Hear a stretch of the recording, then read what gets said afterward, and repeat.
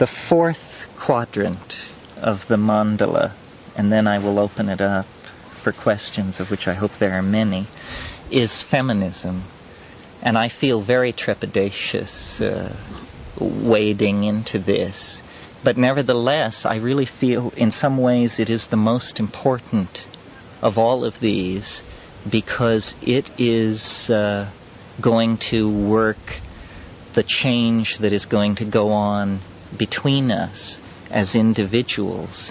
What is happening, I think, is nothing less than an awareness that the most appropriate way to talk about the entelechy of this planet is to call it her, and to admit that the goddess worship which was repressed by the rise of the patriarchal religions is now, its return is necessary. I don't want to say that the patriarchal interlude, which lasted to 3,000 years, was not necessary. I think it was necessary. But the fear will go out of the bomb when the hand that rocks the cradle holds the bomb, essentially. And all the bad little boys of the 19th and the 20th century who have been fiddling with their chemistry sets now need to recognize that this all has to be handed over to cooler heads who have not been scarred by the historical experience in the way that I think masculine intelligence has been.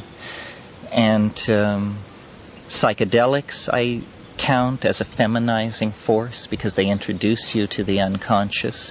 Cybernetics I count as a feminizing force because it hardwires that same unconsciousness and raises it into inaccessibility. No longer are these things the theoretical constructs of psychologists. They become, living realities in our lives. And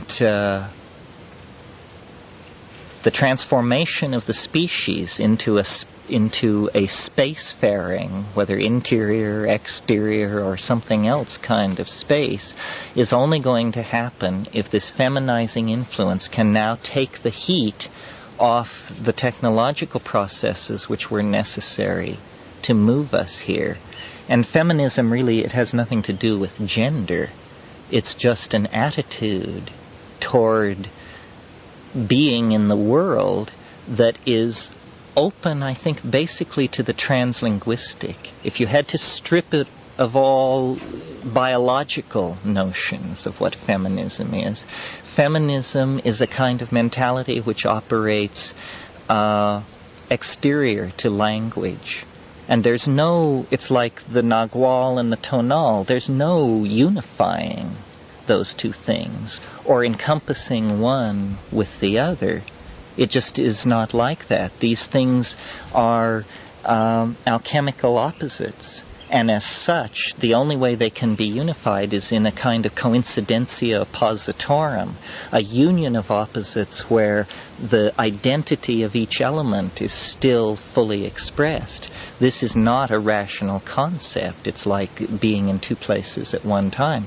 Nevertheless, it is a concept that is psychologically and experientially very, very valuable.